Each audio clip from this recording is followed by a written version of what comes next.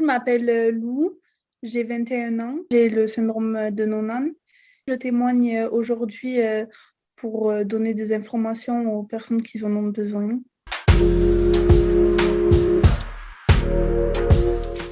Comment ça se passe avec ta famille? Est-ce qu'ils comprennent bien un petit peu ce que ça signifie, ce syndrome? Eux aussi, ils ont grandi avec. Je suis comme eux, en fait, il n'y a pas de différence, voilà. Il n'y a pas de différence entre eux et moi.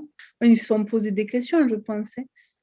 Mon grand frère et ma grande sœur, mais après, tant que je suis pas bizarre, bizarre, différente, on va dire, voilà quoi. Ça les interroge pas plus que ça. Ils se sont peut-être renseignés de leur côté, voir ce que ça voulait dire. Non, je pense qu'ils sont restés sur des explications de mes parents.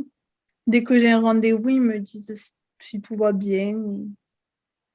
Tant que ça roule, ça roule. C'est la même chose avec ta famille étendue, du style grands-parents, oncles, tantes. Oui, après, dès que j'ai un rendez-vous, ils posent des questions si tout va bien. Et voilà, tant que ça va, ça va.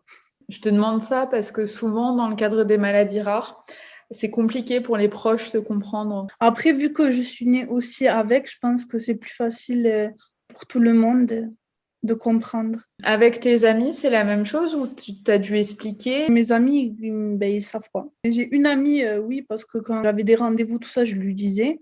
Mais après, tant que ça va, voilà quoi. Après, c'est pas plus interrogé que ça.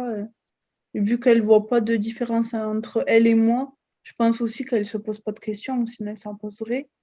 Mais voilà. Après, il y a des amis, juste comme ça à l'école, et ils ne savaient rien de moi, de ce que j'avais. Même les professeurs, hein, ils ne savaient pas. C'est pas quelque chose où tu disais que tu avais besoin d'en parler, en fait. Ah non, bien au contraire.